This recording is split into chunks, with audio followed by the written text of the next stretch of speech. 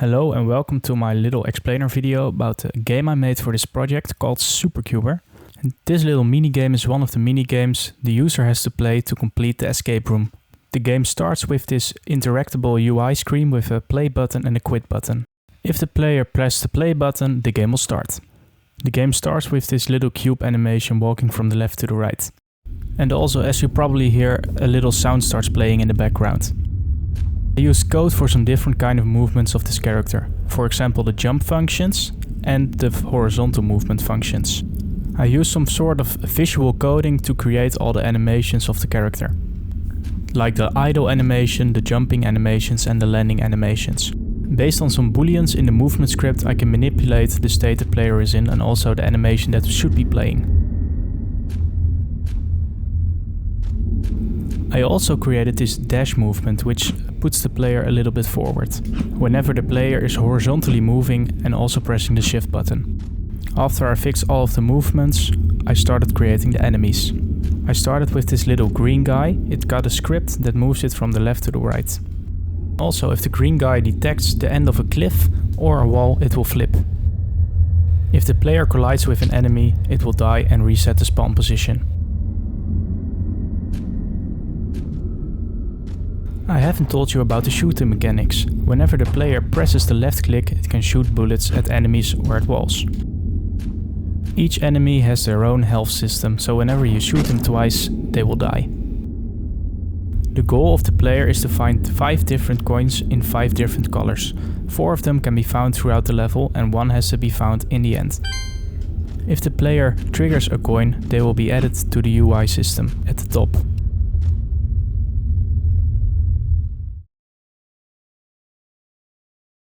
The player can also die by touching spikes and falling into the void.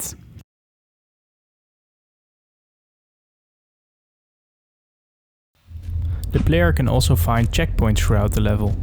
If the player hits the checkpoint, the color will change and the sound will play. It also sets the spawn point variable to the current location. You can also hit the checkpoint just once, so the player doesn't hear the sound like over and over and over again. There are also these rotating saws. If the player hits those saws, the player will die. The player also has the ability to slide down these walls. If the player hits the jump button and moves away from the wall, they also have the ability to wall jump.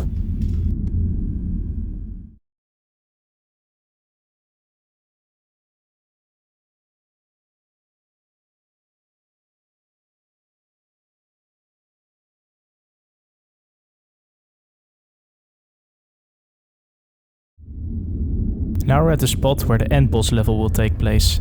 In front of you there's an invisible trigger that will trigger the boss fight. It triggers first a little animation made with a timeline. After that the boss battle will start.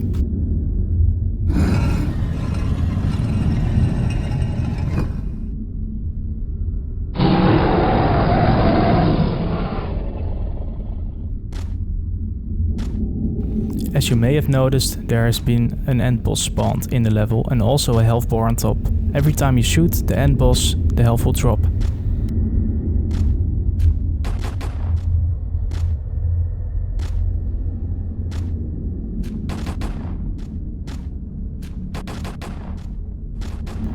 If the end boss kills the player will be respawned at the last spawn point.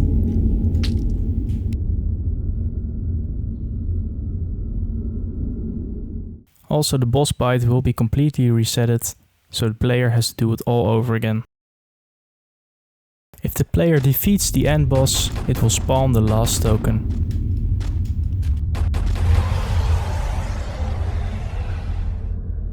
And there you go, now you know the combination of the color slots you need to fill in the POS system. Thanks for watching and good luck with your presentations. Bye!